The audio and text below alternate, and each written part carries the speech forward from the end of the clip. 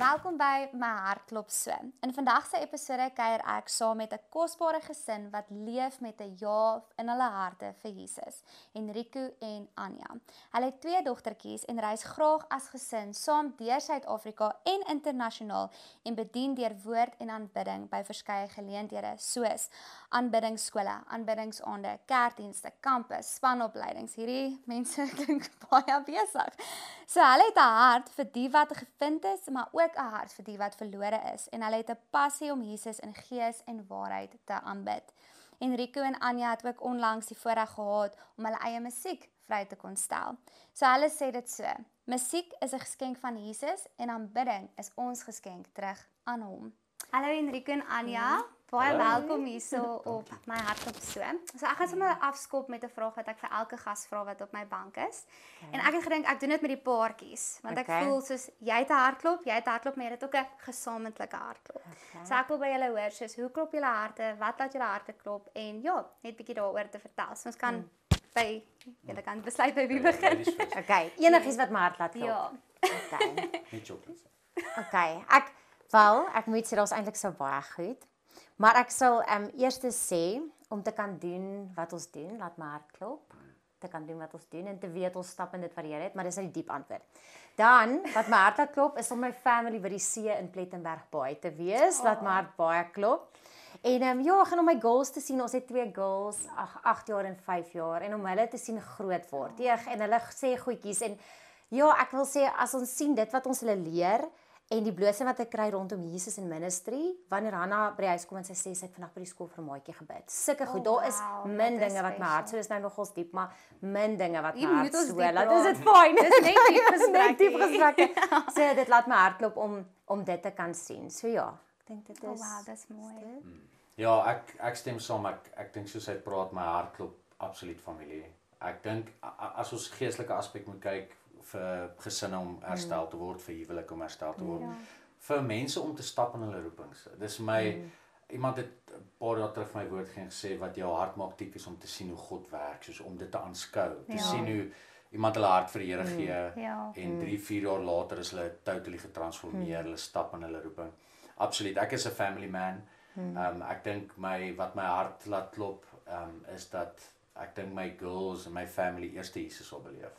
En my miskien kan ek dit seker deel. Ek gedink ek sal dalk later deel, maar ek onthou op 'n stadium met Tila, nou spring ons dit in, is dit okay? Ja, gaan vir dit. Hier mag julle maak net wat julle wil. Op 'n stadium met ons jongste enetjie. Ek gaan net so maak. Ja, dan.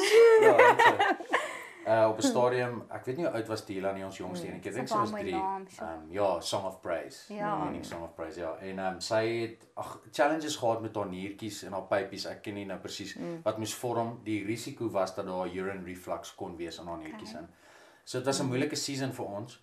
Maar ek onthou, ek sal nooit vergeet, ons ry van Pretoria Witbank toe en in die kar, is maar benoud, maar die Here is so getrou, hy stuur van verskillende oorde af die skrif wat ons net dieselfde so skrif. Die Here, ja, dit is net so amazing.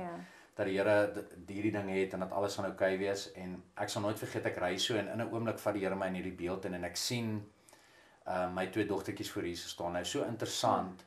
Baie keer waar ons al bedien het ek gehoor spreek is dit encounter met Jesus gehad, maar dan hierdie vraag vra hy vir hulle in hierdie beeld wat ek toe nou het, daai size 8 en 5 of nee 'n bietjie jonger, 6 en 3 of so iets.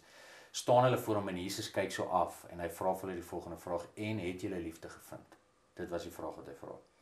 En ek sou nooit vergeet die antwoord wat uit hulle mondjies uitkom terwyl hulle so opkyk was: "Ja, by my mamma en my pappa." Oh wow. En toe begin ons huil en ek sê vir haar: "Liefie, as dit hulle antwoord is voor Jesus eendag, dan het ek geslaag."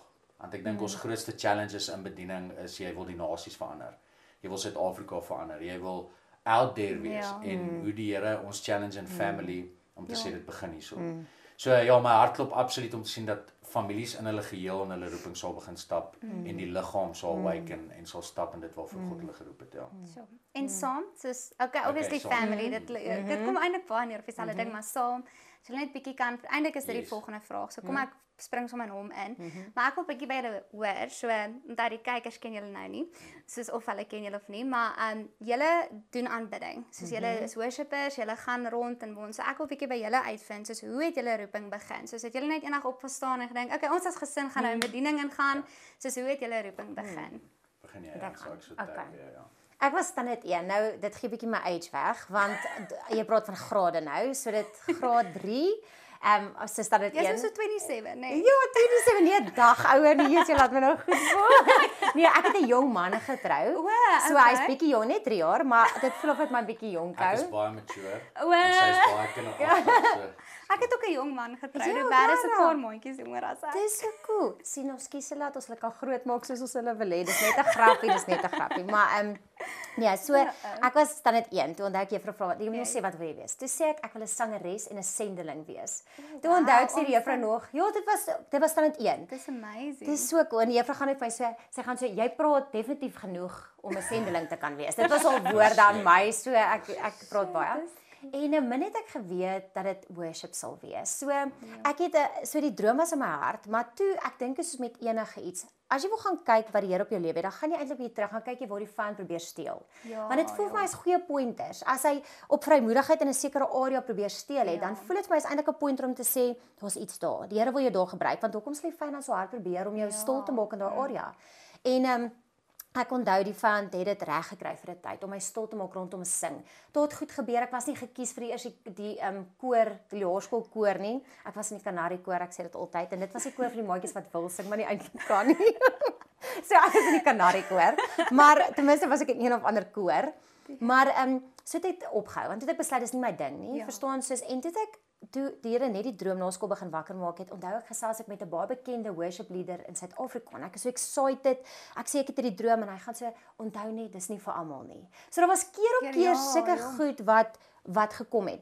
Maar ek het bietjie diensjaar gedoen. Ek weet nie of onthou julle daar was 'n groot era met diensjaar, so Seekruis en dit was Pneumatics en so toe was ons Amerika toe gewees. En daar die Here, ek sê altyd my eerste liedjie wat ek geskryf het was Stolen Dreams, want die Here het begin om my droom wakker te maak. So dit het eers na skool begin wat ek eintlik teruggaan het en begin sing het. En nou het ek wel ons kerk betrokke geraak. Voor hy sal nou deel waar hy daarin gekom het, maar bietjie by die kerk geworship. En ons het ook 'n meer tradisionele agtergrond, maar al daai tyd ook amazing herlewing uitgebreek wat incredible was. En so ja, daar geworship. En toe het iemand eendag na my toe gekom en toe sê hy, maar wil ek 'n CD maak? Toe gaan ek so jog, weet mense dink aan maar dit is baie duur om 'n CD te maak en hy sê maar hy wil graag hê by. So dit het 'n Potch toe Baie gekom. gister vir my. Daar's nie meer iets so serieus as O ja, albums. dis nou albums. So daar gee ek weer my ouder albums, my eerste my first album. Nee, ek joke, dit is net 'n grappie. Maar so toe gaan ek nog ons Potch toe. Ja. En net snaaks genoeg, ons het nie uitgegaan of enigiets nie, maar hy was in dieselfde tyd wat ek in Potch my album rekord, was hy daar, want hy het 'n laerskool rugby spannetjie afgerig. 'n Hoërskool. Ja, toe loop ons mekaar in Potch raak, onthou jy dit? Maar die plek waar mense ontmoet. Dis regtig so. Maar ja, so dis my storie, sy storie intertwine.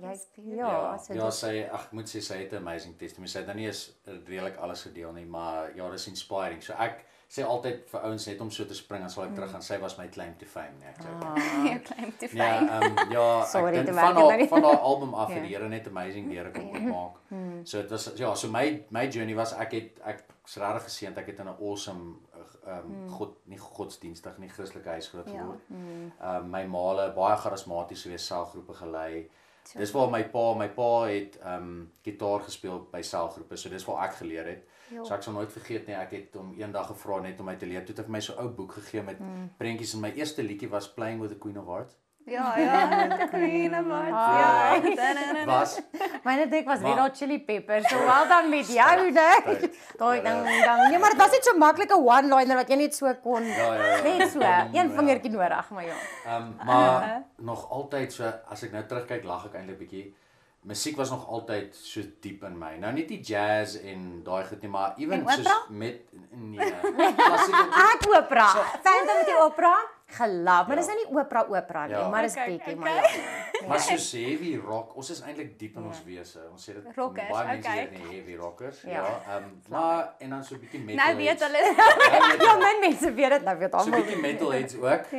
Ek moet sê voor my eerste span rugby games donker pad gestap met musiek. Baie Slipknot. So ons teach baie oor die gevaar van musiek en wat dit kan doen. So nog altyd, maar dan ook glo dit of nie, Backstreet Boys, Boyzone. Ja, ek het met hulle groot geword. Ja, en dit's My maale, maar ek was klein en dan luister ons dit. Ja, borsel voor die spieël. Hy het 'n Ek en uit my 'n borsel chommies, gesing. I'll be the one. Al daai, nee. Ek weet nie hoe om dit I sing. kid you not. Nou terug, nou so ek het so grin op my gesig as ek terugkyk, maar nou besef ek die goue draadjie net soos it has always fascinated me. Okay. En ek dink net in ons journey paar jaar terug regtig net nie finaal nie. Ek dink it was settled in our hearts that we want to sing to him. Daar ons wil nie, ek bedoel ek het geen issue met sekulêr, ek bedoel net dis ons roeping, dis wat ek gevoel het ons moet doen. So anyway, so na skool, so 'n bietjie punk band gehad op skool. Na skool toe rugby pursue, dit was my droom. Okay. Ja, nooit regtig gedink ek sou doen wat ek nou doen nie. So was bietjie Tuks toe gewees en Valke gespeel, Pumas gespeel, by die Leeu's betrokke gewees. Nooit 'n kontrak gehad nie. Maar toe eventually teruggekom Witbank toe. Kyk, hulle sê mos jy kan iemand uit Witbank uitvat, maar jy kan nie Witbank uit hulle uitvat nie. Okay, ja, nee, ek het dit ook Sorry. al. Ja, so Been there. Ja. So dit was daai was 'n tawwe journey. Ek onthou ek het woord gekry eendag een van ons mentors, Marijn Hendriks het gesê agter in die tuin in ons tuin het hy gesien ek begrawe drome, maar daar kom die mooiste boom op. Ja. En ek dink dis die boom wat ek nou sien, jy weet in ons journey. So ja, en toe weer by die kerk betrokke geraak toe ek terugkom na rugby by die kerk waar sy was. So ons ouers huisvriende gewees. O, okay. Maar daar het iets in Potch gebeur.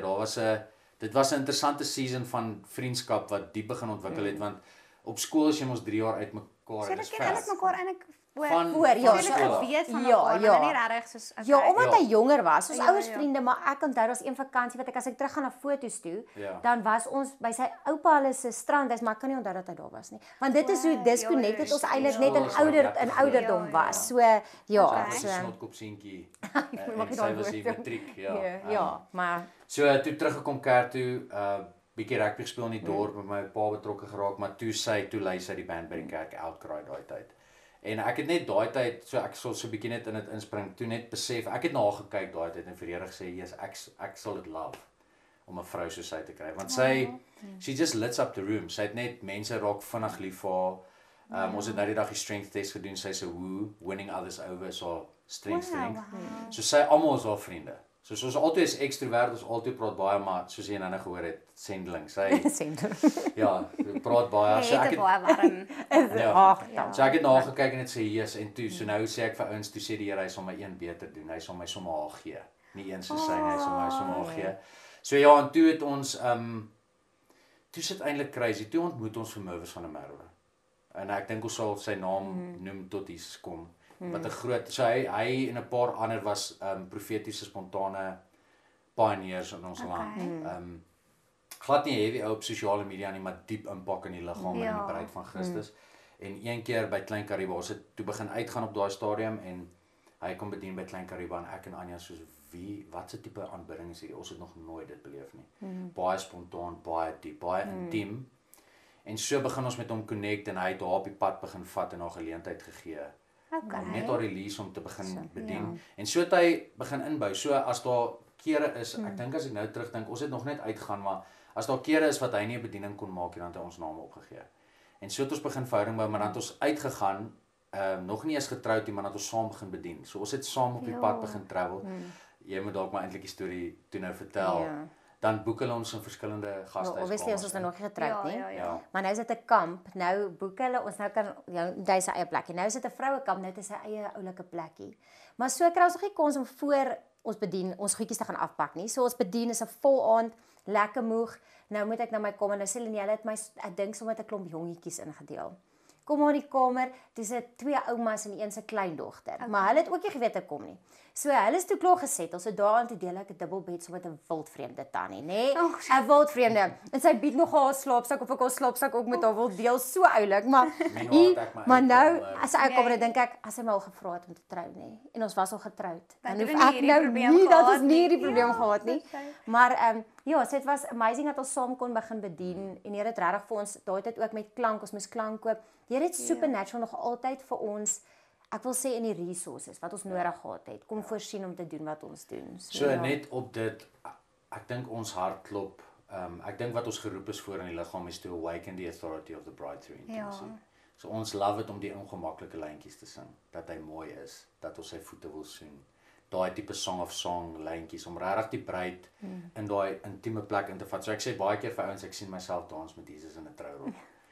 So ek sê vir ons dit mag dalk veel weird wees, maar ek love dit, jy weet. Ja, En ek dink regtig profeties dis waar die liggaam nou begin inbeweeg in daai tipe openbaring.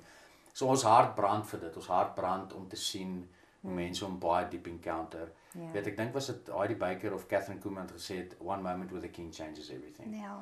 En ek dink dit is wat ek dink ons hart laat brand, is die awakening van die bruid in intimacy. Jy weet ek in die laaste dae jy's 'n interview in COVID wat iemand met Mervis gehad het. In die einde vra die ou van Mervis, wat glo jy is God se strategie in die laaste dae?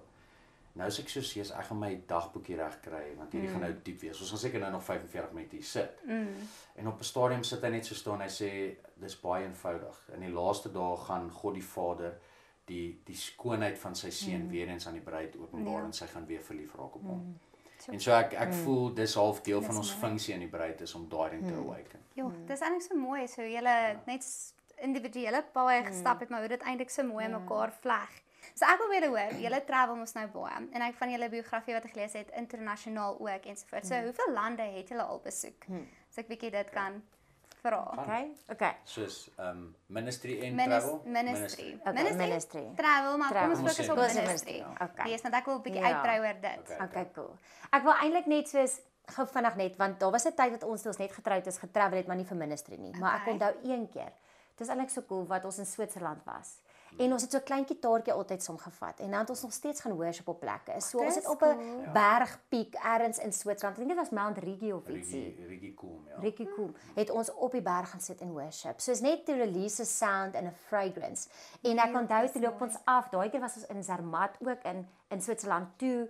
Nooi die ouens sien ons 'n gitaartjie toe sê maar wil ons nie kom sing nie. Ja, en sy soos daar's sulke hiking spots mos Ja. nou in oralste man in Ja. Switserland ook. So dit was soos 'n plek soos Cape Union Mark Ja. byvoorbeeld waar jy nou skis kan huur en klere kan Ja. kom. Toe sê hy kom sit hier binne. Toe sit Ja. ons daar voor die skoene waar jy skoene koop. Ja, Kom Is worship dit En nie? ja, en ons het nie sekulêre so ons het net geworship. Soos net al gesit en worship. Mense het ingekom, uitgaan, so net soos 'n geleentheid wat ons gekry het. Wow, that's En amazing. dit was baie Dis spesiaal en ek dis so cool om oor te praat want nou onthou ek en dan in Israel een keer was ook nie vir bediening maar ons het gegaan vir 'n sabbatical sommer net 3 om weke. weet Okay. net by Jesus uit te kom ons harte Dis uit nog my droom so toe te Och, gaan. Marie. Maar dis nou 'n bietjie al daar, maar ek sal nog Dis amazing. Ek sê as die Graag desire daar is, gaan die Here dit voorsien Ja, want dit is heel. incredible. Dis incredible. Maar so ons het vir 3 weke gaan ons nie sommer met 'n toergroep gaan nie. Ons wou net ons het regtig tyd gevat en die Here het ons harte weer in lyn gebring. Want in Okay. ministry partykeer hardloop 'n mens en jy gaan. Ja. En dan as jy enigsins jou secret place of jou eerste liefde afskeep, dan op 'n manier begin jou hart so stelselmatig, jy weet. En die Here het in Israel voel dit hy net ons harte weer kom reguit op hom reg. Maar Ja, dis mooi. so ons was toe daar gewees en ons het by 'n shelter in Eilat. Eilat, ja. Eilat het ons by 'n shelter gaan oorslaap. Ek weet nou nie wat 'n shelter in Afrikaans is, maar daar's Soos 'n backpackers. ja, ja, soos ja, 'n ja, backpackers, ja. En daar was klomp mense van klomp nasies gewees. En die een aand het dit gebeur, daar was boekies wat mense kon uitsing. En almal het 'n instrument. Dit het spontaan gebeur. En ouetjie het sy klavier nog so 'n Nederlander het so klavier op sy skoot gehad en ou party met 'n drommetjies, viool. 'n ou met 'n Ek viool. het die gitaar. Cool is Ja, dit nie? ek kan nie onthou, ek dink ek het Ja. niks, ek dink ek het die driehoekie genoem, ek joke, maar ek kan nie onthou nie, maar daar was seker en daar ja, ding, so 'n bietjie met so ting. Maar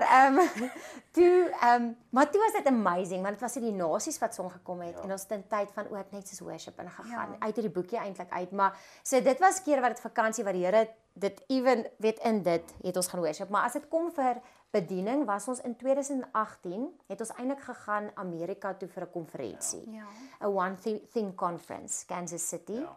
En daar het ons nie gaan te bedien nie, maar ons het gegaan op die konferensie by te woon, maar toe het vir ons 'n deur oop gegaan. New Jersey. En in New Okay. Jersey en mense het ons ingenooi, eintlik is so 'n huiskerk. En toe kon ons bietjie daar worship. So dit was ons so ons kan sê ons het al worship in Amerika. Spaak. So Cool nie, so cool nie. Ek wil ook Amerika toe. Amerika. Ek wil altyd Vat my kerk by saam daai. volgende keer. Kom Amerika toe kom. Ek kan nou nie sing nie, maar ek bid elke dag, Nee. Here, Driehoekie. as U dit sal loslaat, Laat sal ek dan- nooit ophou nie. Dis alles mooi as jy dit Ek kom beloof, ek bid dit al vandat ek 13 is, maar dit gebeur. Ons bid Wel, saam, ja. ja, wel kan ek nou net gou hierdie is dit nie daar's 'n vroutjie wat getuig. Ek dink op is haar die byker maar ek wil nie sê dis sy is dit nie sy is nie, maar sy sê sy ry die kar en Jesus kom verskyn langs haar in die kar. En hy sê vra my enigiets. En sy sê en sy ry en sy dink nou weet sy nie wat om te vra nie. Sy het altyd hierdie idees. Maar sy kom verstaan sy sê vir hom, what is your favorite instrument? En sy sê, en hy bly staan, kyk ons hy sê, the human voice. Nee, en dit is so mooi vir my. En toe is ek so ons gaan baie keer, die hemel is vol perfekte stemme. Hy soek, ek love daai een in die audience wat soos alles gee, maar ons nie 'n noot, hy so en so, mag dalk daai maar een alles is daarin. Ek dink dit move sy hart die meeste. Maar so dit was in Amerika gewees wat ons geworship het en dan jy kan oor Turkye praat. Ja, en toe ek dink Turkye, as die laaste paar jaar, ons het vriende ontmoet wat in die 1040 venster in werk. En toe die laaste 2 jaar, het ons harte begin brand vir Turkye onder andere. So ek was toe alleen vir 'n trip soontoe. Wat eintlik so mooi full circle is want ons kom uit prayer room uit. So ons het daai tyd onder daai mentor Maree het ons ook geleer om die skrif oop te maak, 3 chords te vat en vir 2 ure te hardloop. So jy sing letterlik skrif. En die reël in die prayer room is as jy jou mond oopmaak, sing jy net skrif. Niks anders. Dit is die reël. Sing nie oor jouself nie. Jy sing nie, Here kom help my nie. Jy sing skrif. So ewen by die gemeente waar ons betrokke is, het ons prayer sets wat ons bid in die nasies in. Dan is daar 'n prayer leader en jy tap uit die prayer leader uit die hele tyd.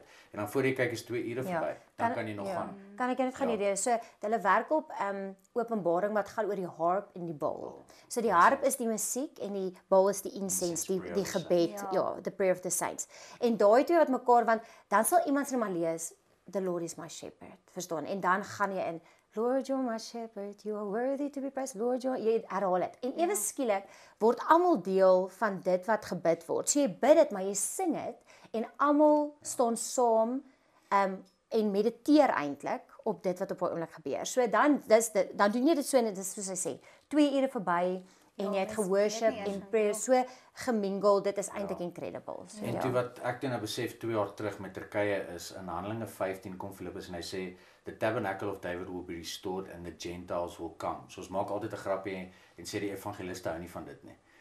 Net 'n joke want die evangeliste wil gaan. Maar daar sê hy establish a gathering place, establish a furnace, 'n brandplek en mense gaan kom, die Gentiles gaan kom.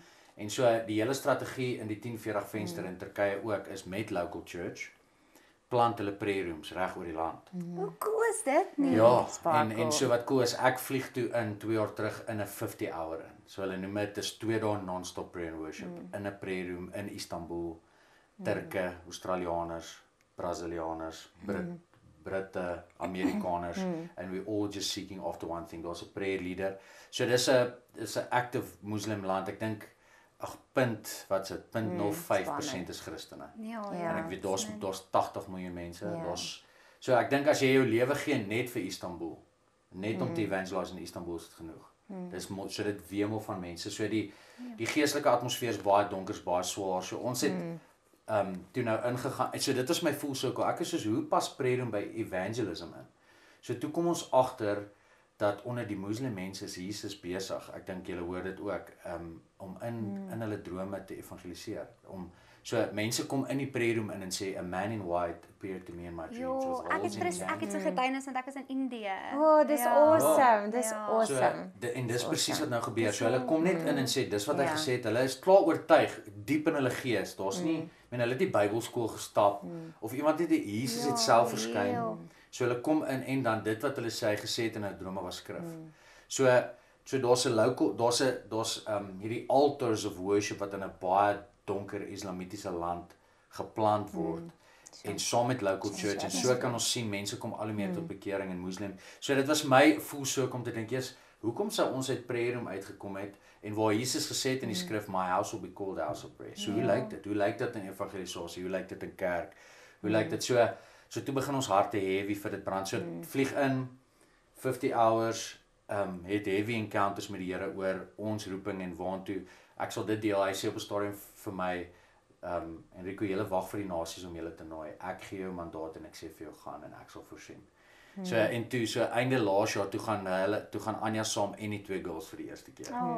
So dit was super oulik. Ons het baie comments gekry oor julle is onverantwoordelik en moenie maar Rachel, ek kan nie soos hulle is saam met ons op die pad vandat hulle ek wens my ouers was ek sal dink hulle is die coolste ouers ever. So vandat hulle uit die womb uitkom, so ek sê net vir mense geld kan nie koop wat hulle beleef nie. Hannetjie is by my as mense encounters met die Here. Sy hou die olie vas wanneer ek mense salf. cool So, shit nie. maar die oulikste, so hulle die Turkse mense het hulle gelaf want hulle is blonde oogies, blonde haartjies. Ag, Blonde blou oogies. oogies, Ja. blonde haartjies. Ja. So mense is so benoud by die douane, maar die mense wat die paspoort moet so. Hulle kyk vir ons ek is net dogtertjies soos, as 'n ja, stempel stamp ons net, het, dat ja. hulle deur gaan. Ou Ja. oomies stop by hulle soen hulle handjies. Ja, so is hulle dit definitief ja. iets gebring, maar vertel, so nou moet ons leer Dit is my so daar. interessant. Ek vra hoeveel Ja. lande was julle in? Daar antwoord julle al my vrae. Sorry. Maar gaan Bietjie aan. vooruit is dit baie ook. lekker. Dis 'n bietjie Maar vooruit interrupt hier ons so. asseblief, ons Ja. sal- Gaan aan, dit is my Praat baie ook snaaks. baie. Ek nou op my gevra. Is dit 'n bietjie baie vrou soos jy gaan sien? Jy gaan Er is daar- Gaan jy vir hulle ons uitkom? praat baie. Ja, so jy moet net vir ons weet selfs as net land Nee, toe julle dan kan deel. Dis Okay. 100%. So wat toe Dis nou cool cool is, stories. Hulle berei jou voor jy gaan. So Ja. daar's sekere Ja. goed dat ons nie net in die publiek in restaurante, maar ons kan nie Ja. Jesus se naam noem nie. Ons kan nie Ja, ja, ja. noodwendigheid, ons moet baie strategies wees en as ons opsplit, so die prayer room lyk soos 'n boekwinkel. Maar jy stap verby 'n okay. aktiewe moskee waar hulle bid en aangaan. So dit dis ook heeltyd seker raasreg dan daar. Ja. En dit is ook maar soos in So Israel onder. kom daai speakertjie. Ja. Ja, en Ja. Indië ook. Ons het Ja. langs 'n moskee Is dit? gebly. Julle? Ja. Ja, so as daai klankie kom, En kom sal jy ons die klankie vroeg ook in uit. die Jy oggend. begin bid in 'n taal bid en Jou klankie kom ook uit. ja, en so Ja. dan split jy op en dan gaan jy in en dan gaan jy in 'n basement in. En ook okay, voor ek kom waar ek wil kom, wat ek net wil sê is ek voel soos en die oom vir worship leaders wat dalk luister. As jy ooit gaan op missions om worship te lei. Ja. En hoekom ek so sê is daar's 'n humility wat kling aan missionaries en Ja.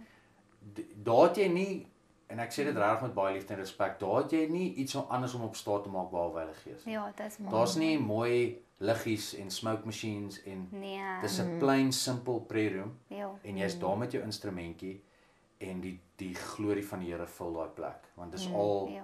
wat jy het om jy het net die Heilige Gees se werk om op staat te maak. So dit humble jou.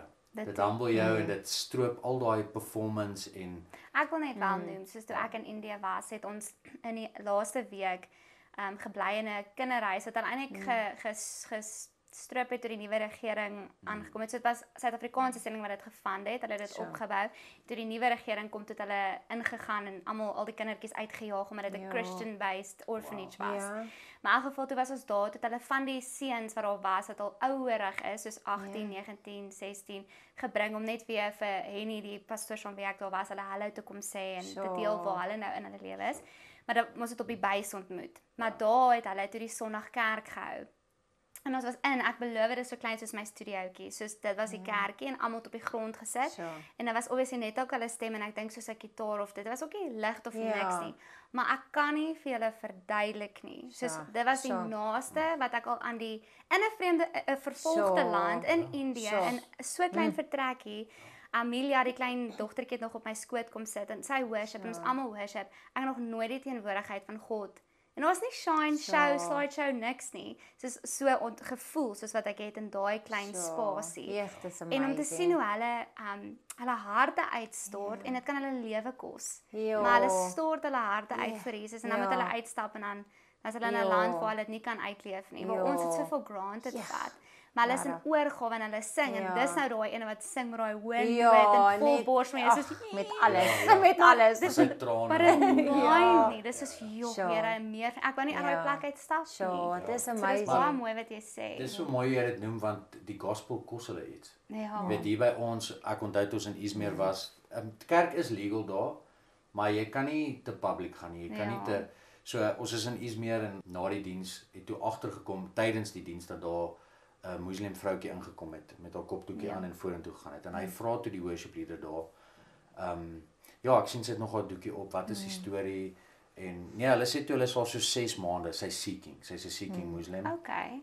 En hy vra toe vir haar maar hoekom het sy nog nie haar vir die Here gegee nie? En haar antwoord was sy's nog nie reg om haar familie te verloor nie. Ja, baie van dis vrees, nê. Ja, So- sy is lief vir haar familie. Ja. Dis ook 'n ding. Ek het nog nooit nodig gehad om tussen my pa of my pa en my ma en Jesus te kies nie. Ek kan hulle en Jesus hê. Maar in sulke lande moet sy kies. As sy Jesus kies, gaan sy haar ouers verloor. En daar gaan al vervolging wees, ons weet dit raak baie sleg. So ja, maar ek wil eintlik nou nadat ons net oor dit praat, die prys wat dit kos.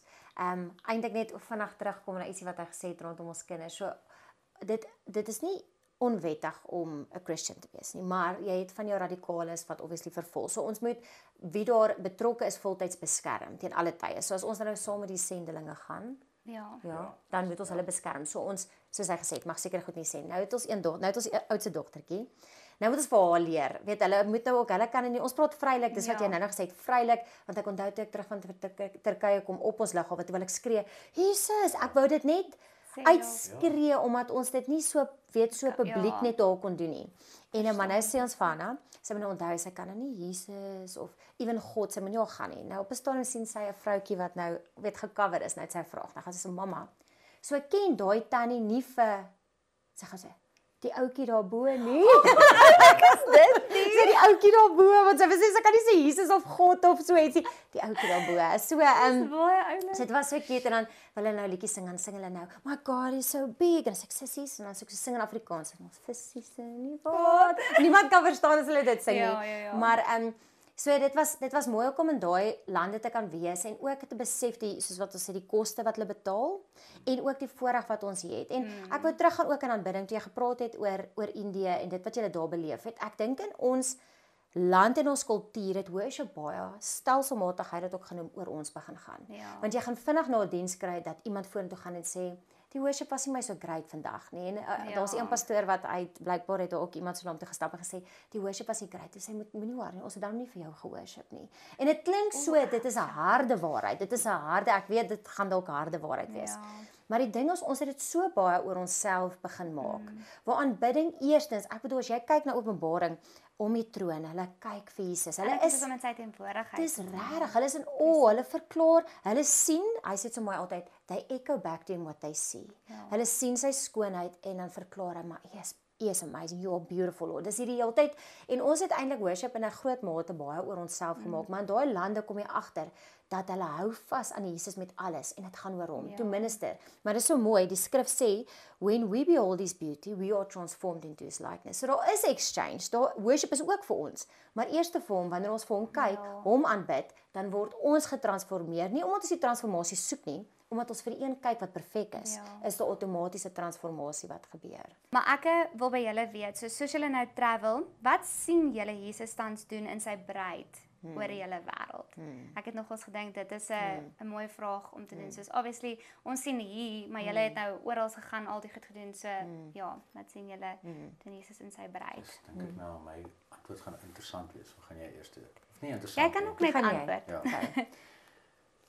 Rachel, ek dink die Here is besig om 'n honger wakker te maak in sy bruid, maar op 'n interessante manier. Ek dink waar daar tekort is, soos ek voel in die nasies en in Suid-Afrika is daar low hanging fruit in die sin van die Here gebruik woestynseisoene. Dit dink ek weet nie hoekom voel ek net moet ek nou so die Here gebruik droogte, hy gebruik tekort. Hy gebruik moeilike seasons om 'n rou in ons wakker te maak en eintlik ons op 'n plek te bring dat ons uitskree. En dis wat ek nou sien. Ek dink ek begin sien in die nasies dat daar is 'n uitskree van mense. Soos in die sin van as ek dink aan die vroutjie by die put, sy het so gesoek en ek dink baie mense het gesoek, maar hulle is nou op 'n plek wat hulle agterkom dat daar's net een wat eintlik satisfy.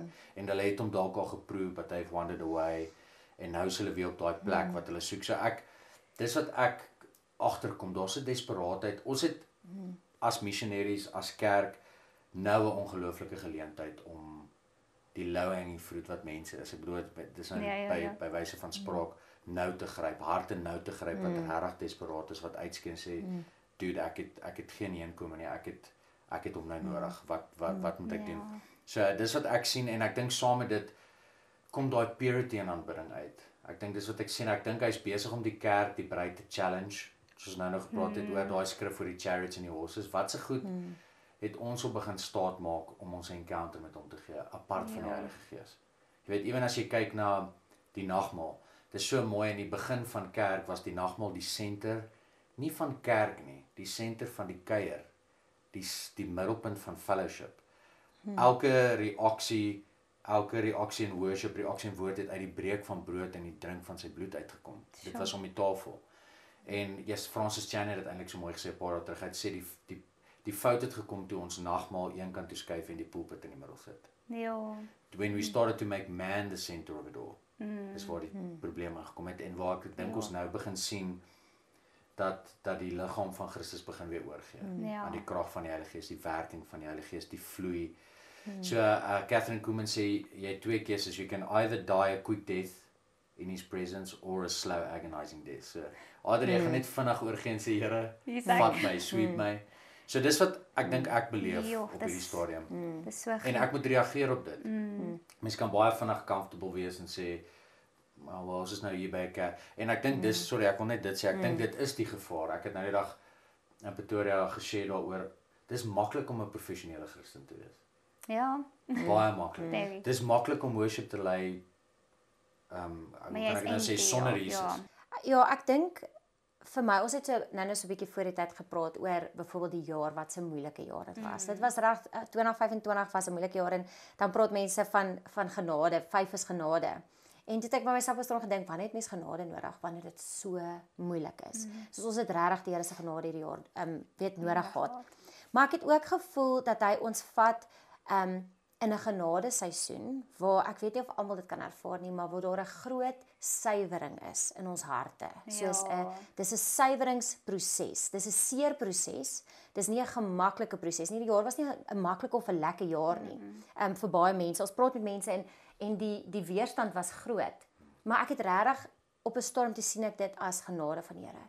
Want dit wat voor lê, hy wil kom skoonmaak. Hy wil kom wegvat in aanbidding, soos ek sê die Tielantye, al die Christianese, dis maklik om 'n skrif te quote. Dis maklik om te sê ja, weet I know the plans that he has for me plans. Maar wag tot jy in daai seisoen is wat jy dit nie kan sien nie. Jy het geen idee hoe gaan die Here plans to prosper laat gebeur in jou lewe op hierdie En stadium jy nie. weet nie eintlik, sorry, wat het aan jou gesit tot die oorlog kom nie. Ja. Jy soos jy ek Ja. voorberei vir jy gaan eers eintlik weet wat As hy jy gesit Ja. het wanneer daai season dit moet reveal, wanneer dit moet Ja, uitkom. dis Ja. regtig. So en Jesus sê op 'n stadium, ek dink dit was vir die Fariseërs of die Sadduseërs, dan sê hy julle lippe kom naby maar julle hart is ver. Ja, dit was dus ook my daai- skrif bietjie vir die ja, jaar. Dis regtig. En die Here het ons kom leer wat dit is dat ons harte respond. En jy kan dit deurtrek na jou lewenstyl toe, jy kan dit deurtrek in worship ook. In worship waar ons baie keer goed ons sing bold statements wanneer ons worship. Ons sing you are all I want, all I need. Maar dan kom goed in jou lewe en dan is dit asof daai vraag jou, weet jy staan soos kyk jy na daai soos 'n spieël en jy dink is dit regtig so? Is dit regtig when all else fade, is hy genoeg? Is hy regtig genoeg of is hy genoeg as dit en dit en dit? En dit voel vir my die Here het ons in die jaar ook geleer. Daar's 'n mooi Hebreëus uit nou ons het gepraat met Tehila, ons dogtertjie. Sy naam is Tehila. So dis to sing spontaneously unto the Lord. So daar's verskillende types of praise. Nou die een is tada. Jy sê dit, tada. Dink ons het nie reg nie, maar dit is tada. It means to praise him before the breakthrough. En ek dink die Here het in hierdie tyd ons in aanbidding ons hart op 'n plek gevat om te sê nogtans. Al sou die vyeboom nie bot nie, nogtans dat hy ons hart op 'n plek gebring het waar ons net vir hom kyk en gaan Here, I will praise you before the breakthrough. Want dit is maklik om te aanbid vanuit 'n deurbraak. Ja. Dis maklik. Dis vir ons mense lekker. Jy celebrate en dis ook sy hart en dit is ook 'n vorm van aanbidding. Maar dit voel vir my asof hy ons kom leer en sê maar kan jy my aanbid? Kan jy my nog steeds lief hê? Verstaan al hierdie vyeboom nie gebot nie. En dan vra hy, al sal die vyeboom ook nooit bot nie. Sal dit, sal hy nog steeds vir my lief wees? En so ek voel hierdie is regtig dis 'n moeilike seisoen, maar dis 'n genade seisoen want dit wat voor lê, as die Here nie gaan kom wegvat wat nog gaan kom suiwer nie, dan gaan ons nie staande bly nie. Ek bedoel ons lees mense val weg, dan dink jy hoe? Die ding is wanneer ons nie suiwer is nie en wanneer ons nie in hom geplant is nie, dan gaan ons ek wil sê offended raak as dinge nie uitwerk soos wat ons wil hê nie. Maar as ons gewortel is in sy waarheid en in sy goedheid, dit vasgemaak het in ons harte, dan kan enigiets kom. Dit gaan nie daai fondasie kom skud nie. Ja. Ja, dit was goed. Ek weet nie eens wat om nou te sê nie. Ek sê soos ja, want ek het my skrif vir die hele jaar was ek het nou net vir julle mos vertel van oor life en die pressing en goeders en wat 'n jaar was dit nie, nê? Maar ek het gebid, Here, ek soek nie net die gift, nie net die jy weet die show, die Christianese, cool, ek het die podcast wat ek al nie, soos ek soek regtig die anointing ook en ek wil stap in die volheid van dit en dit moet lyk soos u. Nie soos ek nie, maak dit sin? Maar toe gee die Here vir my 'n skrif, Spreuke 3 vers 5. Daai een van trust in the Lord with all your heart, do not lean on your own understanding, and all your ways acknowledge him, for he will make your path straight. So dit was my skrif vir die jaar. Dit was soos die ding en dit was vir my amper die moeilikste jaar van vertrou ek regtig op die Here. want ek moes so fyn onderskei, soos maak ek op my eie insigte saak, doen ek hierdie uit 'n plek van myself, doen ek hierdie omdat iemand anders gesê het ek moet dit doen, of is dit regtig wat ek by die Here hoor, en dan is hy stil, en dit challenge my, en dit was soos Here, en ja, dit mag dalk op sosiale media of dalk lyk soos cool, hierdie girl het al, dis glad nie die geval nie. Mense is so mislei en dit was vir my regtig 'n jaar wat ek kyk, Trust in the Love of dit was 'n Tumblr wat my vriendin Januarie vir my gegee het. Dit is eintlik 'n storie oor die troudatum wat ek gedeel het, wat ek gedink het ek en my man gaan 3 Mei trou, 3/5, die 5de Mei. En toe het goed nie so gewerk nie. Toe gee God vir ons 'n nuwe datum, 8 November, maar 3 + 5 is 8. Toe was dit dis hoe ek dit so gesien het. Dis okay, Here, dit is so want my insig het gesê nee, nou. Maar die Here het geweet daar's nog goedjies wat mens moet deurstap vir 'n tyd soos dan 8 November byvoorbeeld. Maar my hele jaar was ook daai ding van die suiwering van hart. Ek het regtig vir die Here gevra om in my hart in te delf en regtig uit te kom haal wat nie ek het al baie keer in plekke ook ingestap en ek kan dit nou maar seker deel. Maar dat ek ook gevoel ek was by so worship aand en dis weird, dis ligter, dis goed, dis alles en ek het so gesit en my gees was hartseer. Ek weet dit klink baie vreemd, want dit is nou hier en it's amazing. En ek sit so en ek sê Here, het ons hierdie reg? Soos wat is mens gemaak, maar wat is eintlik u hart? Want dit voel baie keer vir my soos ek dink jong mense ook, ons is so die mekaar, soos wat lyk nou soos Jesus? Wat is mens ingestel? En ek was so gekonfronteer in my hart dat ek uitgestap het. Dit klink verskriklik, almal het my gejudge, maar ek het opgestaan, ek het uitgestap. Ek het huis toe gery en ek het gaan huil en ek sê net soos Here, ek wil u hê. Ek wil u hê. Kom praat met my, kom wys my weer hoe klink u stem. So hierdie jaar was 'n baie challenging jaar in terme van God het my stil gevoel en al die ander goed het so loud gevoel. Regtig, dit was my ek moes hard werk om net nee en dan sukkel mens. So vir my was dit ook 'n baie challenging jaar, baie grace. En dit was ook 'n baie raak tree uit myself uit op, maar dit is 100% ek wil net so dit is so interessant, jy het vir my ook so stil gevoel hierdie jaar. En soos 'n ding is ek het geweet hy's daar. Maar jy het op 'n stadium gesê toe jy so met jou hart gewerk het. Hy was so stil, maar hy het aan jou geraak. Hy het niks gesê nie. Hy sê hy het niks gesê nie, maar hy het aan my hart geraak. En ek dink dis wat mense al ervaar, jy weet hy's daar. Jy's stil, jy kry nie antwoorde nie, jy kry nie die respons wat jy wil hê nie. Maar en ek dink ook suiwering, ons het gepraat oor huil, dit was 'n wasjaar. Ek sê altyd as ek so huil, voel die Here suiwer, hy was alles uit, weet wat opgebou het in my hart. En maar donderdag ek vir jou sê, ek dink nie ek wil nou met u want dan sit ek aan die bed, dan ek nou nie tissue by my nie. Gaan ek elke keer die hele tyd huil? Kan ek net nie. Op 'n stadium gedink gaan nie worship meer in my ore sit ook nie, want ek huil net die hele tyd. So ek was net eintlik moeg gehuil. Ek is so bly ek was nie alleen nie. En ek is ook bly jy dit sê. Maar hy was daar. So dit is mooi om dit ook te kan reflect en te kan besef dat hy's besig individueel, maar ook ek wil sê as 'n global prentjie is hy besig verstaan om ons ietsie te kom wys. Want die Michelle wat ook op die bank was, die episode voor julle, sy het actually ook so ding gesê, ons dink heeltyd met hierdie wow ding wees. En dit is nie so nie. En sy het ook gepraat van die woestyntyd, 2 jaar wat hulle hele fondasie kom uitruk het om te herbou, want hy bou nie op iemand anders se fondasie nie.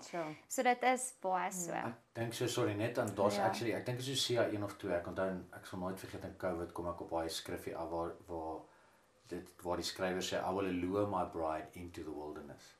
En dan sê I will speak to her heart tenderly. So dis wat hy doen. Dis net soos hy loer ons in 'n baie stil wilderness in 'n plek waar alles net stil is sodat sy stem kan deurkom. En ek dink baie keer voel dit vir ons vreemd. Ek sê vir ouens, hoe is dit moontlik dat daai plekkie by hom vir ons baie keer so foreign geword het? Want ons raak so professioneel. Dis maklik om net. Maar as jy die moeite werd, dis soos ons aan so kom that empty places just not worth it. Kom ek vra sommer daai vraag. Ek wou vir julle 'n bietjie praat oor aanbidding. Okay, soos want ek dink ons het nou al gepraat oor 'n bietjie oor gebed en al goed. Ek weet aanbidding is 'n vorm van gebed, maar soos julle is worship leaders en julle sing. So ek wil 'n bietjie praat in diepte oor dit want ek dink baie mense wonder soos wat is die regte manier om dit te doen? Moet ek my hande oplig? Moet ek nie? Hoe doen ek dit? Waar moet ek? Hoe werk dit? So ons gaan 'n bietjie in dit indelf. So die eerste vraag wat ek vir julle wil vra is, hoe lyk intimiteit vir julle as gesin met Jesus? Baie mense sê jy moet 'n intieme verhouding hê met Jesus. Dit is maklik om te sê, maar hoe lyk dit? Hoe het mense hierdie intieme verhouding met Jesus? Hoe kry mense dit? Ons het nou met ons kinders, ons girls leer ons baie. dink ons leer hulle baie, maar ek dink hulle leer ons meer as wat ons hulle leer. So vir ons, ek dink ons praat oor die lewenstyl. Ek weet dis 'n ding wat ons ook baie keer, ek het nie eens 'n ander vraag, maar ons praat oor jou hele lewe is aanbidding. Jou hele lewe is aanbidding. Maar ons kom agter met die girls dat om daai intimiteit te kweek hy is nie gebind tot 'n plek of 'n tyd nie. Hy's die heeltyd deel van ons gesprekke. As dit maak dit sê, hy is die heeltyd deel van ons gesprekke. Ons is so intentioneel om dat ons bewus raak, want hy is altyd God Immanuel by ons. En ek dink vir ons gaan dit om elke geleentheid wat ons het. Dis nie die goals vind hom nie net op 'n Sondag by die kerk nie. Dis nie net 'n Sondag en ek dink dis die ding wat ons mee sit is mense wat net op 'n Sondag dink hulle aanbid. Soos en hy spot ons soos hy 2 vinniges en 3 stadiges. Jy weet soos dat dit aanbidding is. Maar regtig die lewenstyl om te soek in alles wat ons doen en dan intentioneel elke situasie wat ons met die goals het is 'n leersituasie, maar dan raak ons so bewus van sy teenwoordigheid, so bewus. Ek weet of maak dit sin wat ek sê nie, maak dit sin. Okay. Ek stem saam. Ek dink ek sal die ander kant ook antwoord. Dis wat ons probeer cultivate is 'n lifestyle of worship. Want dit is Romeine 12 vers 1. Paulus kom en dan gaan ek by die intimidee kom. Paulus kom en hy sê therefore I beseech you, wat beteken hy het 11 hoofstukke voor dit gepraat oor Jesus se genade, sy sacrifice, wat hy kom doen het, ons adoption in hom. En dan sê hy kerk in lig van al hierdie openbaring oor Christus. I beseech you, wat beteken ek smeek julle. Nie gaan bid daaroor en kom dan terug en dan chat daaroor nie. Ek smeek julle, sit julle hele lewe op die altaar as a pleasing offering. Ja. En dan sê hy, en ek weet ook hoekom hy dit sê, want dan sê hy in vers 2, want as julle dit nie doen nie, gaan julle lyk net soos die wêreld lyk. En so vir ons, ek dink as family, dis nie 'n intentionele mandaat nie. Ons wil dit promote. Ek wil hê 'n man moet na my kan kyk en sê, "Yes dude, hoe dans jy met jou vrou want dis die waarheid? Hoe dans jy met jou vrou by 'n trou en dit lyk of jy dronk is, maar jy het nie drank in jou lyf nie." We want to promote that lifestyle of worship in Christ. Johannes 10:10, 'n lewe en lewe in oorvloed. So ons leer die girls dat ons kan ek dink dit gaan oor 'n goddelike bewustheid nou. Skorrel goed was, ry my kar. En ek glo dit is moontlik, maar dan die ander deel is ook belangrik. So waar hy vir Joshua 1 sê meditate on my word day and night. So daar is daai plekkie, daai binnekamer plekkie wat jy drink van hom. Daai tyd in Israel 2016 tot 2019 het ek gevoel ek moet in my binnekamer ingaan, ek moet dit pikdonker maak in die reenseisoen, dan slaan die donder weer buite, ek sal nooit vergeet en dan flits dit so, dan lê ek pikdonker, ek kan amper nie sien nie, dan ween ek voor die Here vir 3 jaar. Ween ek voor hom en al wat ek die hele tyd hoor, hy sê vir my, Henrico, gaan terug Damaskus toe, kom terug na jou eerste liefde toe. Jo. So ek dink my swarie Gerry het dit eendag so mooi gesê, hy sê dis om die binnekamer af te skeep, want ek dink baie keer wil mense dit baie religious maak, soos en dis nie 'n ander ding, sorry, ek spring rond. Dis nou die ander ding wat ek hoor baie mense sê, Christene sê, is ek sukkel om God eerste te sit. As ek soos, maar kom ek challenge jou op jou prentjie. Want nou sien ons lysie, God is eerste, dan my vrou, dan my kinders, dan my wat ook al. Maar nou sukkel, mense voel so skuldig. Hier by Maandag 11:00, hy het nou Sondag sy commitment in die kerk gemaak, hy is nou weer reg. Hy gaan God eerste sit, maar hier by 11:00 het hy klaar die kat geskop, klaar die taxi drywer voor hom gevloek. So Life happens. Ja, life happens. Nou as ek soos van wag, wat van as jy die prentjie anders te sien? Wat van as jy God vat en jy trek hom van eerste af in die middel van die sirkeltjie in? Nee, moet hom nie, nee, maar God moet dis, nou is ons blasphemy, nee, maar God moet eerste wees. As jy hom in die middel van jou lewe sit, dan sal hy eerste wees in alles. So dan is hy betrokke in alles. En Brother Lawrence het hy was 'n monk gewees wat so 'n boek geskryf het, Practice the Presence of God. So dit gaan oor daai ek beoefen die bewustheid van ek is konstant. So my gees is heeltyd wakker. My gees is heeltyd. So ek sê vir ouens, daar is 'n binnekamer plekkie, fisies een, maar dan is daar 'n ander binnekamer wat niemand kan access behalwe jy en die Here nie. Weet ek kan in die middel van 'n baie crowded plek 'n baie deep conversation met hom hê. En ek kan daar in trane uitbars want hy doen iets in my binnekamer hier, my geesmens wat. So ons try dit cultivate 'n konstante bewustheid van hom, 'n leefstyl van aanbidding. Om die worship hoekie bly altyd op. Ons sit net iets bo op daai hoekie, 'n papa hoekie of 'n mamma hoekie of 'n ingenieurs hoekie, maar daai hoekie bly op. So intimacy is belangrik. Jy weet, ek dink mense word baie keer gechallenge met daai dinge, so hoekom gaan ons na hom toe? En ek dink sy het dit nou gesê met worship ook, nuwe met ons gebedslys, ek weet nou nie hoeveel tyd het ons nie, maar ek wil dalk hierdie deel, as dit okay. So met, so 2 jaar terug kom ek agter my hart is totally despondent teenoor lewe. Ek is soos, ek wil nie tyd, ek sal eerder Netflix kyk, en dis weird, nou is ek soos, yes, dit was nooit so nie. En ek kom toe agter, daar's 'n hillbilly oometjie op Facebook, wat ook worship lê, en ek kan netjie sy naam onthou, Ray Hughes. Hy het so 'n mustache. En hy sê eendag in Engels, sê hy, too much responsibility kills responsibility. Nou sê ek soos vir 'n Afrikaanse oor, nou moet ek, dis, Ja, wag, hierdie Ja, is, het gaan hierdie nou, een woord het nou 2 betekenisse hier. Ek kan nie by prentjies teken, asseblief. En so ponder ek op dit, en ek ry Potchefstroom toe vir 'n konferensie om te bedien, en op pad sien toe speel Run to the Father van Cody Carnes. Yes, Rachel, en die teenwoordigheid van Abba Vader, daai bewustheid, tref die kar so dat ek so huil, dat ek dink die mense agter my dink ek's dronk, want ek kan nie die lyn op die pad sien nie. En in daai selfde oomblik flits aan 'n meietjie, my oudste dogtertjie, sy gesiggie voor my. En ek hoor hoe die Heilige Gees vir my sê, jy as 'n pappa het ongesonde verwagting op haar geplaas, jy moet vir haar gaan jammer sê. Jy's toe heilig eers. So toe besef ek het alleen begin glo dat God, ja, hy sê die God wat 'n taak het, maar hy stel nie nou in my persoonlike lewe belang nie. Ons gaan nou by Rachel wees, en ek moet seker maak my woordjies tel ek mooi, of ons gaan nou hier bedien, daar kan nie pap op die grond val nie, soos jy moet pitch up. Toe kom ek agter, dis wat die oomie gesê het, too much responsibility kills responsibility. So ek vat verantwoordelikheid wat nie myne is nie, en die gewig is so swaar, dat dit maak die responsibility, so die vermoë van my hart om te reageer, Ja, the ability to respond. the responsibility maak dit dood. So ek het, en dis waar ek wil uitkom, ek het verleer wat dit is net om te wees in die binnekamer. Soveel so dat ek sal met my gebedslysie vroeg, dit was altyd my ding. Koppie koffietjie, hulle slaap nog, die son kom op, ek sit op die bank voor in die forest, dit is doodstil, dit was my ding. Soveel so dat ek nie geweet het meer wat, nou is my gebedslysie, dan begin ek, ons almal het ons baie keer 'n lysie. Dan stop die Heilige Gees en my sê, Enrico, jy hoef nie nou enigiets te sê nie. Jy kan net hier sit, kyk vir die son, wees bewus my en drink jou koffie, en sê, maar ek moet seker ietsie sê. En ek dink so, verstaan daai dinamika, en toe leer hy my wat dit is, net om weer sy seun te wees.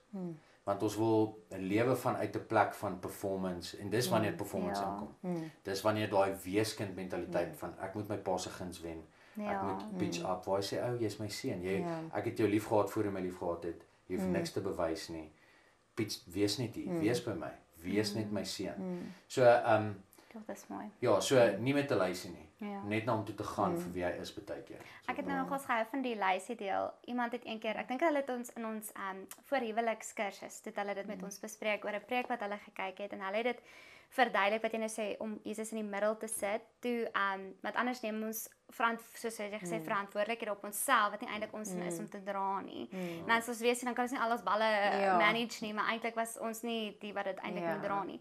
Dit hy dit verduidelik soos 'n tent wat mens opslaan, nê, en dan kap jy nou oralste penne in en jy maak op die penne staat, maar eintlik het jy die pil wat alles moet sit nodig vir die tent om op te kan bly. En dit is daai middelpunt van eers te wees. En vanuit daai plek kan al die ander goeders mos nou vloei. So dit was wat hulle vir ons gesê het van moenie al die verantwoordelikheid op Robert sit of op my sit nie, maar ons moet altyd onthou God moet die sentrale punt wees vanuit die plek uit wat alles anders steun. So dis 'n mooi beeld. Ja. Ek wil by julle weet, so is daar 'n prys gekoppel aan 'n leefstyl van aanbidding? Soos maak die vraag sin. Soos ek dink, kos dit julle iets? So ek wil net bietjie oor dit hoor. Ek dink daar is definitief 'n prys rondom aanbidding, maar ek dink vanuit die plek waar die prys kom, bepaal eintlik hoe die prys lyk. En ek gaan die voorbeeld gebruik, hy teach dit eintlik altyd so mooi. Sê dit so mooi. Ek weet ek het nou nog Hy het geteach, ek vat dit bietjie by hom. So jy sê dit nou, ek het iets Daarom het jy nou gesien sy luister wanneer Ja, ek luister as jy praat, die meeste van die tyd. Maar selective hearing. Nee, ek joke. Maar hy teach so mooi en hy praat oor Mary, die Maria wat haar dier alabaster bottel oor Jesus se voete gebreek het. So sy breek mos baie reëls. Sy stap in daai vertrek in en party sê dit was 'n jaar se salaris, sy sê dit was haar lewens weet al haar spaargeld, life savings, alles. En hy sê hy dink dit het al so baie gekos, maar sy het nie gegaan in die vertrek in om 'n eksempel om vir almal te wys wat die koste is nie. So sy het die koste, maar dit was nie haar eerste fokus nie. Haar fokus was dat sy so in awe was oor wie Jesus was, dat dit amper nie vir haar, dit het haar iets gekos, maar sy het met alles in haar, want party sê haar bottel gebreek, want sy wou niks terughou nie. Haar fokus was op Jesus. As haar fokus op die olie was, dan sal ek sê was dit 'n baie duur kos. Jy weet, as sy nog gaan net, as ek seker ek wil nie hierdie kos, weet ek wil hierdie koste, gaan ek dit oor sy voete jeeg, maar wat gaan ek doen volgende? Okay, breek dit net, want is die regte ding om te doen. Nee, dit was uit 'n plek van liefde, uit 'n plek van in awe van wie Jesus is. So sy stap met hierdie alabaster en sy kyk vir hom en ek sien dit toe vat sy dit wat kosbaar is en wat haar kos. Maar dit kos haar nie om dit te breek vir sy voete nie. Al kos dit haar iets. Maak dit sin wat ek probeer Dit is sê? super baie ge-challenge want ek dink dis die mooi ding van die woord net, daar's soveel laag, daar's soveel in die meer induik en Johannes 12, I kid you not, laaste 10 jaar. Dit bly amper ek wil sê ons prophetic message in die liggaam. En ek dink om te besef want ek dink mens roem en ek dink dis weer daai ding die eie ek ding mense roem baie keer op daai lyntjie eers maar dit het my 'n prys gekos. En dis waar. Dit kos ons 'n prys. Ek dink mense iemand sê dit eendag so mooi, daar's hierdie gesegde wat sê the nook of knowing. Dis mos ek dink die nook in Engels is eintlik mos soos 'n klein hoekie of 'n diep inhamtetjie. En Brian Guerin sê dit eintlik so mooi, hy het eendag verby, hy was in die visie en sy lewe was besig en hy het amper soos in 'n straat van 'n stad gestap en hy het so gestap en hy het links gekyk en diep in die hoekie was Jesus. En hy het besef, hy gaan baie klein en dun moet kom om so naby aan Jesus te kom, maar dis juist daai ding. Is daai stripping, daai suiwering, daai my ja. Want Mike Bickle sê radical Christianity is not attending as many conferences as we can and as many church services. Radical Christianity is being steady for decades. Dis wat hy sê. Dis om daai consistency. Dis my ja, winter, somer, herfs. Ja vir 10 jaar, ja 40 ja, ek sterf, ek gaan na Jesus toe. So ek dink wat my super offend het en in 'n mooi way en ge-challenge het is wat ek besef dat sy gooi dit eintlik dis nie reg aan haar nie. So dis eintlik daai flesie het haar lewe gerepresent want is so mooi Paulus kom in een van sy laaste briewe. Imagine dit, hy's in ketTINGS. Skryf sy laaste brief, ek dink is in Timoteus wat hy sê my life is like a cup poured out en toe sit ek die twee mekaar. Toe besef ek dit wat Maria uitgebeeld het daar wat duidelik baie aan die tafel offend het Paulus geleef. So hy was die living, hy het daar geskryf, hy het gesê my lewe is soos uitgegiet voor en dan sê hy I've kept my faith. Ek is reg om te gaan. So ek dink dit het my baie ge-challenge. Ek dink dit is 'n prys, maar as dit uit joy uitkom en hy is jou alles, is dit nie eintlik 'n prys nie. Sy het dit soos weggegee asof dit niks is nie. Ja, maak dit sin. Ja, ek wil by julle hoor, want dit is altyd lekker om soos mense kan praat, mense kan raad gee, maar baie keer praktiese advies help ook. So ek wil net by julle hoor, watter gewoontes sou julle in julle hart sag om die hele tyd ontvanklik te bly vir die Here in julle alledaagse lewe? Ek dink wat my hart op 'n tender plek hou, en as die eerste ding wat by my opkom is eintlik dankbaarheid. Ek dink in lewe het ek jou antwoord gevat. Sorry man. Dankie tog ek het eers gaan die antwoord. 'n Hart van dankbaarheid. Ek dink wanneer want as ons nie dankbaar hart het nie, laat ons afstoot. Is dit aanstoot in ons harte toe. Offense, ons laat dit toe. En dan wat doen offense? Dit maak jou hart hard. En dan maak dit dat jy nie meer kan vat dit wat Jesus. Dit maak jou want jy kan sien mense wat ook offense in hulle harte dra. Jy's alles gaan hulle offend. Soos alles. So dit maak op die ou in jou hart so hard dat maak nie saak met watse intensies iemand kom nie. Jy kan nie vat en dieselfde van Jesus. Jy kan dit nie vat nie. So ek sal regtig sê om 'n mens se hart op 'n plek te hou wat jy vir die Here op 'n daaglikse basis baie prakties ook dankie sê en ons probeer met ons goals ook. Ons probeer 'n dankbare hart. Ons sê vir hulle, jy 'n dankbare hart vandag. Kyk daar, ons verduidelik vir hulle goedjies want dankbaarheid voel vir my maak dat ons op 'n plek kom dat ons die hele tyd in awe is van wie Jesus is en ons bring ons dankbaarheid. Ek wil net 'n voorbeeld rondom dit net op die dankbaarheid. Die Israeliete is besig met die groot toer. En dan sê Jesus op 'n storm of ervaar hulle moet soos klipaltare bou. En dan sê hulle maar hoekom, en sê hulle wanneer die generasies na julle gaan kom, dan gaan hulle stil staan en gaan hulle sê, wat is hierdie? Dan gaan hulle sê, die Here was goed vir ons. Hy het dit en dit en dit en dit hierso kom doen. En ons bedien so rukkie terug bedien ek by 'n vrouekamp en die Here kom wys my so duidelik dat vrouens altare van teleurstelling in hulle harte opgebou het. So hulle gaan nie terug na wanneer hulle teruggaan, gaan nie terug na God se goedheid, daai stapel nie. Hulle gaan terug na 'n stapel van teleurstelling.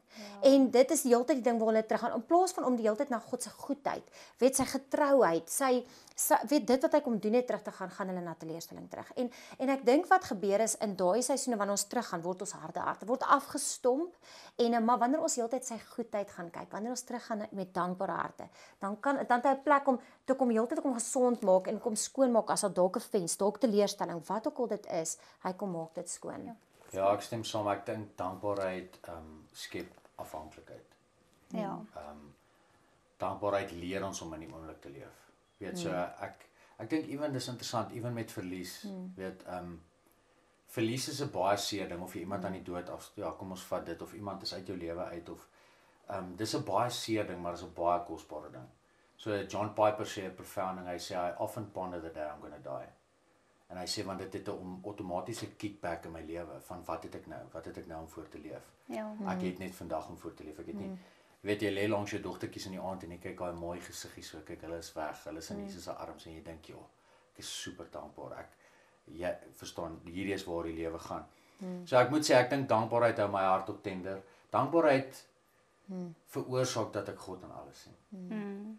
En so my dag ek staan nie in die oggende op om te survive nie. En sê net dank en my enigste gebed vir die dag as ek my kop neersit in die aand is dankie tog die dag is verby nie. Soos iemand sê dit nou so mooi nou die dag is jy kom met die mindset nie van ek wil deur hierdie dag kom nie, maar wat kan ek uit hierdie dag kry? Wat kan ek alles uit hierdie 8 ure of wat dan nou tap? Hoe kan ek so ek weet nie dankbaarheid verseker. Ek dink dit hou mens nederig, dit hou mens afhanklik van die Here. Ek het al meneer gehad wat gesê jy weet jy die dag lewe as jy jou kop se rus op paadjies en sê vandag het ek gelewe. Ja, vandag het ek gelewe. Aan die slaap moet raak. Dis so mooi. So ek wil by julle nou hoor soos aanbidding, ja, dit kos jou iets, dit is 'n mooi ding, dit is ook moeilik, maar wanneer as jy op 'n plek kom, ek sien dit baie. En ons het nou gepraat van die seisoene in hierdie jaar. Wanneer jy voel jy's regtig in 'n lus om hierdie worship song om aan te sit of in te tap in gebed of te bid. Jy het regtig nie meer om te gee nie. Soos het jy enige raad rondom hoe volhard mens in aanbidding in moeilike seisoene? Nee, eers gaan. Ek wil net weer iets sê, ek dink seker ek dink sy het gepraat oor die klipstapels. So Filippense 4 sê without being anxious about anything with a thankful heart bring your petitions to the Lord. En dan sê hy then the peace that surpasses all understanding will what guard your heart. So daar's 'n paar goedjies wat moet gebeur wanneer jy na die Here toe kom en met 'n dankbare hart kom. Bring jou gebeure na hom toe en dan sal die vrede jou hart beskerm teen wat die leuns van die vyand, angs, vrees, depressie beskerm. So dankbaarheid bly vir my die groot ding. Ek dink die groot ding is baie mense wil staat maak op en nou val ek myself in die rede. Baie mense wil staat maak op hulle emosies om te aanbid. Ja. Want dis nou waar die gehoorsaamheidsdeel inkom. It's not a place of soos uit emosies uit plek van so en nou oor Maria ook, obedience is better than sacrifice. Hoekom? Dis maklik om iets te sacrifice my hart nie. So Jesus kyk eers na die motief. Soos jy sê, die hele jaar, wel vandat jy bediening begin het, ons ook, hoekom wil jy hierdie doen, Rico? Ek wil 'n podcast begin, hoekom? Soos ek wil 'n Facebook page, hoekom wil jy? Ek wil 'n worship aand hou, hoekom? Meer mense trek, meer lives, hoekom? So dis heeltyd, daai ding word, die motief van jou hart word gechallenge.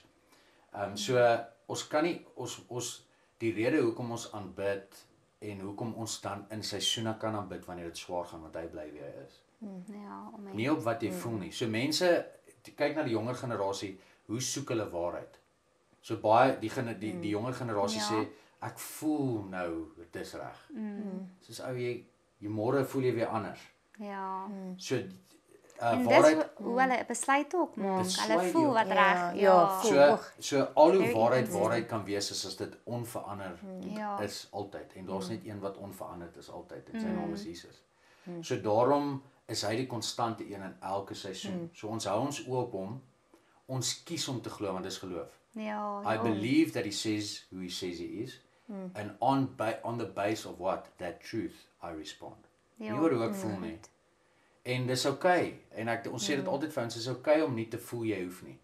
Maar hy bly steeds wie hy is. So begin en dis wat Dawid so amazing kon doen. En toe hy vervolg was deur Saul en hy kon sy eie hart in aanbidding inlei. Hy het met homself gepraat en sê Saul, why are you so downcast? Stand up and praise the Lord. So dan begin jou gees pulls to remembrance. Dit is wie hy is. Hy's liefdevol, hy is getrou. As hy al vir jou deurgekom het, sal hy en dan begin daar iets manifesteer in jou emosies van die waarheid af. Van okay, ja, Here, U is faithful. 'n Halfuur later sê hy soos ek het dit in die begin nie gevoel nie. Maar nou is my hele wese, gees, siel en liggaam is nou in lyn. Soos hy is faithful. Ek weet, ek het net R50 in die bank gegaan nie, maar ek weet. Ek onthou Januarie 2020. Ek onthou, o Here, ja, jy was so goed. Ek onthou dit soos gister, ja. Jy is faithful. Het 'n klipstapel gebou. It's not about feelings first. Dit is jou geesmens reageer op wie hy is eerste. Ja. Hy het 'n song geskryf vir die jaar, I Will Praise You in the Valley. En dit was regtig, dit was vir ons as familie 'n groot valleijaar. En daar was tyd wat ons bedien het, ons het so 'n mooi woord gekry nou, so laasweek. Wat hulle sê, was tyd wat jy gehoorship het, wat jy gevoel het jy het niks om te bring nie. Soos ons het nie 'n druppel gehad, hierdie vallei was so erg, ek het gevoel ek het nie eens 'n druppel, weet maar hoe hy ons kom volmaak, maar wat ek wil sê wat my bemoedig het in die vallei, en dit wil ek mense ook bemoedig mee. Hoekom ons hom kan aanbid? Want ons is 'n deel van hom in die vallei wat ons net leer ken in die vallei. Jy kan nie daai dele van God op die bergpiek. Jy kan dit nie daar's 'n deel wanneer hy al is wat jy het. Dis eintlik so 'n mooi tyd want jy gaan weer daai bergpiek, daar gaan weer 'n bergpiek seisoen want dit loop so, daar's seisoene in ons lewens. Maar as jy kan sê maar in hierdie vallei wil ek alles sê wat u vir my het. Ek wil leer ken van wie is wat ek nog nooit geken het of geweet het wie is nie. En dan kom die Openbaring en ons beloftes, ek sê altyd ons beloftes, dis hoekom ons kan aanbid. Daar's beloftes vir ons in die Bybel wat net geaktiveer word in valleiseisoene. David sê he's close to the broken hearted. Sy closeness is so real wanneer jy 'n broken heart het. So dis asof hy reeds in die woord alle avenues kom cover het. Hy het klaar kom sê, daarso is in die vallei seker goed wat jy gaan ervaar. Maar hier is die belofte. Wanneer jy afflicted is, dan is hy naby. Wanneer jy wankelbaar is, dan is hy die rots. En dit voel vir my so mooi want dit is regtig in die vallei tyd wat daai dele van God geaktiveer word en jy ervaar sy strength. En dit is hoekom ons hom kan aanbid, want hy het vir ons alles gegee wat ons nodig het om in die vallei om te kan aanbid. Hy het vir ons alles kom gee. En ons kan eintlik nooit sê dat hy weet nie wat deur ons gaan nie. Ek meen Hebreërs 2, Hebreërs 4 sê dit so mooi, hy is die perfekte hoëpriester hoekom? Want hy het volkome mense ook. Al die pyn beleef wat ons beleef het. Ek dink baie mense dink jy sy lê op 'n wolkcouch in die hemel en wag vir sy dad om te sê gaan haal jou bruid en hy sê dankie tog want ek so bord bo. Ek meen hy is ons intercessor. Ek sê vir mense jou naam Rachel word nou in die troonkamer genoem uit die intercessor se mond uit. Hy vereenselwig nie of is dit dieselfde ding. Hy simpatiseer nie net met jou swaar kry, hy is een met jou swaar kry. En daarom kan hy die akkurate gebed bid vir die Vader en sê Vader, stuur die engele aangaande hom. Here bou hom op, Dad bou hom op vandag, bou sy gees op, help hom Vader, help hom. So ek stem saam met eintlik nou so mooi revelation want ons is nie vrygeskeld van swaar kry nie. Nee. Daar's twee beloftes wat ek altyd wou sê. Hy sê dit daar gaan moeilike tye wees. Tweede belofte, maar ek is saam met jou in die moeilike tye. So, hoe gaan ons weet hy's die beskermer as ons nie in 'n gevaarsituasie is nie? Hoe gaan ons weet dalk hy's die dis waar dit kontroversieel raak maar ons of weet. Hoe gaan ons weet hy's die geneesheer as ons nie dalk genesing nodig het nie? Ja. Fisies of emosioneel. Weet jy, dis mooi wat jy sê hy reveal dit op die regte tyd van homself. Ja. Dis baie waar. Dis eintlik ook daai plek van soos in daai valleys is die plek waar ek die meeste intimiteit ook eintlik beleef het. So dis nie eintlik is eintlik 'n goeie plek om op te wees. Ja. Ek dink nou aan, ek weet nie eens of dit relevant is nie, maar ek het nou gevoel, ek het nou terwyl jy praat aan dit bietjie gedink. 2 weke, ek staan die witbrood af, dus dis nou 2 weke na die troue. Lê ek hier op my bed en dit is 'n middagsonnetjie en ek voel, jy weet ek dink dit was nou die stres van troubeplanning. Dit was 'n moeilike jaar gewees. Daar het baie veranderinge in my lewe gebeur. Ek weet nie hoe die toekoms gaan lyk nie. Wat moet ek nou volgende doen? Wat is my seisoen verby van bediening want my grootste vyand is my kop. Soos ek sal baie keer, ek was gister by iemand wat my gesê het hou op vir die vyand plek gee en dis waar dit is hy kom val jou aan in plekke waar hy nie wil hê jou. So hy val my baie aan in my woord en my stem. Ek voel ek het nie 'n 'n stem nie. Wie's ek om iets te sê of iets te deel? Soos ek kan nie dit doen nie. Soos dis baie struggles en ek wil net dit reg doen. Ek het 'n baie perfectionistiese moet goed reg doen omdat die Here my kan goedkeur. Dit was iets wat ek baie mee gesukkel het as kind. Toe ek nog die grace verstaan en daai tipe van goeders nie. Maar in elk geval, maar nou lê ek op my bed met die son wat so op my skyn. Nou sê ek soos Here, ek het basically alles wat ek nog altyd wou gehad het. Dit klink baie vreemd, maar as jong meisie was my droom nog altyd ek wil my man hê, die sprokie troue, die boksie tik en ek het nooit gedink hierdie sou met my lewe. Ek het definitief nie geskryf dit op my. Dit was nie my plan nie. Dit is glad nie. Eenvoudige simpel daai was my plan. En nou het ek die man, ek het hierdie en altyd goed, maar tog nou sit ek so ek sê Here, ek wil nie nou snaaks klink nie. Ek het vir u gepleit 5 jaar in Potchefstroom wat ek elke aand van onderwys af teruggegaan het na 'n klein plekkie wat ryk soos rot en daar's nie 'n TV in nie. Ek is alleen elke aand moet ek in my eie geselskap sit. Ek het was nie 'n verhouding daai tyd toe ek skool gegee het nie. Ek was 'n juffrou wat myself so in die kinders ingeleef het, kom terug nou worry ek oor hulle redding. En dan maak ek alleen kos, eet maar 2-minute noodles, soos daai plekkie en ek het 5 jaar dit gedoen en die blessing wat nou in dit is, nou is ek soos ek het hierdie plek is nie groot nie, maar dit is my mansion. Ek sit tog te dankbaar en ek het die man en al hierdie goed nou ek sit daar ek sê my Here, hoekom verlang ek vandag na daai ou stinkplekkie in Potchefstroom waar dit net ek en u was. Soos 'n ongekompliseerde. Dit klink so vreemd, maar ek sit en ek huil in my bed. Ek soos Here, dit klink net so ondankbaar, maar eintlik net soos daai was daai onafhanklikheid van ek het baie min gehad en ek het die Here so daar was 'n tyd wat ek nie kos in my huis gehad het nie en ek het 'n peanut butter getuienis gedeel. Ek weet nie of julle dit al gekyk het nie. Dit was 'n video wat ek gedeel het en toe gaan hy net so super viral en dis die video wat Roberta pa vir hom gewys het oor die oulike meisie. Dis maar soos hoe cool is maar in geval maar soos ek wou 'n peanut butter smoothie gemaak het in my huis en dit was maandeinde ek het nie geld in my rekening of enigiets soos dit nie en ons het daai tyd gespook in die soos jy koop vir jou onderwysertjie ietsie by die skool.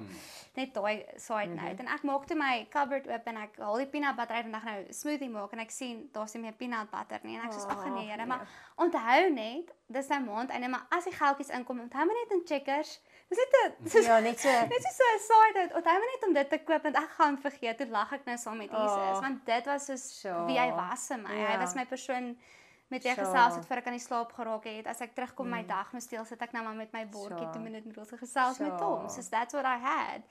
En ek stap so in die klas in en net so voor pause of na pause, kan ek nie onthou nie, kom my spookgeskenkie en ek maak dit oop en ek kyk so vir my klas en ek begin huil. En hulle het gedink ek is die weirdste juffrou ever. En raai wat haal ek uit? 'n blikkie peanut butter. Dis amazing. Soos I love it. Ek soos wat is die kans? wie koop vir iemand peanut butter? Soos dit is hoe crazy dit vir my was. En dit was my nog crazier om uit te vind wie was my spook want dit is nie eers iemand wat jy weet soos maar verstaan so dit was vir my regtig hierdie ding van ek haal hom uit. Ek sê vir my kinders kan ek sit daai wiskunde alles neer. Ek sê vir ek moet vir hierdie getuienis vertel. En toe begin my kinders dit noem the peanut butter moment. Oh wow. So dan as die Here iets in hulle lewe doen, dan kom hulle in my klas en sê, "Man, I had a peanut butter moment." Hoe cool is dit? So dit was soos die peanut butter moment. Dis awesome. Maar so even in daai tyd in die vallei, ek het nie die waarde van dit toe verstaan nie. Ek weet dit klink vreemd, maar nou het ek basically wat ek wou gehad het, daai tyd waaroor ek gehuil het. Nou verlang ek terug na daai plek toe want ek het so naby aan die Here gevoel. Ek moet nou nog bietjie leer nou. As ek by my man sê ek moet nou daai balans vind van ek sien maar alles nie. Daai Jesus is so verstaan. So ek groei nou in daai season in. So even in vallei mense verstaan dit nie altyd in daai oomblik nie, maar ek het even verlang na daai tyd want dit was waar ek die Here was so goed vir my want hy was my comforter en hy was sy presence in daai tyd was amazing geweest. Dis amazing. So side note. Ja, kyk, beautiful. So wat is die een ding wat jy hoop mense vandag uit hierdie episode uitkry en ook uit julle lewe van as hulle julle lewe sien van aanbidding. Soos wat is die ding wat jy hoop mense uit dit uit kan kry? Ek hoop vir kykers wat hierna kyk dat hulle vryheid sal sien, vryheid in Jesus. Lewe sal identifiseer maar dit in oorvloed. Dat ek dink daar's altyd 'n stigma as mense na Christene kyk en sê daar's nie 'n lewe na die kruis nie. Julle is so stuck up, julle is almal so boring. maar dat hulle dalk na ons kyk en miskien waar ons bedien en iets van 'n vryheid wat ek dink saam met daai liefde, daai vrymakende liefde wat Jesus gebring het, sal identifiseer en dat dit iets in hulle harte sal wakker maak. En dat hulle sal besef dat ek dink om 'n volgeling van Jesus te wees hoef nie swaar en nie hoogheilig nie, maar swaar te wees nie. Yes man, ons wil wys dat daar joy is in ons lewe en voluit is, ja. Ja, ek dink vir my is die woorde there's so much more. Want ek dink in ons natuur is ons so gewoond om ons wil goed uitfigure en dan wil settle. Weet, ons wil settle. Maar in Jesus is daar soveel dat hy vat ons op 'n konstante avontuur om meer van hom te ontdek. En ek sien partykeer waar ons bedien, kry twee groepe mense. Mense wat oop is om meer van hom te leer ken, mense wat desperaat is want hulle het al soveel geproe, maar daar's nog soveel om te proe. Maar dan sit jy met 'n ander groep wat half amper tevrede is met wat hulle het. En is nooit daai tevredenheid is nie 'n slegte plek nie. Maar daai tevredenheid is baie keer 'n stagnering wat ons uithou in die meer wat daar is in Jesus, die volheid wat daar is. En ek dink ons as Christene gaan nooit op daai plek kom nie. Ons gaan altyd, ek wil sê content wees, maar tog gaan ons altyd honger wees. Ons gaan altyd genoeg hê om te eet, maar ons gaan honger bly want daar's soveel meer. So ek dink my hart is dat dit 'n honger. Dis die woord, maar kom 'n honger in mense se harte om Jesus. Dis ook die ding, ons kan worship bly by 'n kerk. Ons gaan, wat dan? Ons vertroude honger is dat as iemand huis toe gaan, dan gaan hulle sê, ek wil hierdie man ken. Ek wil Jesus ken. Weet 'n honger vir sy woord, want dis hoe ons hom leer ken. Sy woord is die fondasie vir alles. As ons nie honger vir sy woord het nie, dan gaan ons hom leer ken nie, dan gaan ons hom nie vertrou nie, dan gaan ons nie met hom dans nie.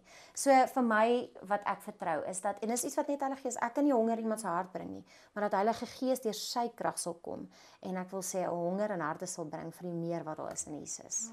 Amen. Julle was amazing. Baie dankie dat julle al die pad hier gekom het en saam my tyd spandeer het en ek gaan definitief die episode weer gaan kyk. Ag hoorie, dankie. Dit was amazing. Dankie, nee, dankie. Dankie, mag Vader jou bless, Rachel. Dankie vir jou platform. Ja, baie dankie.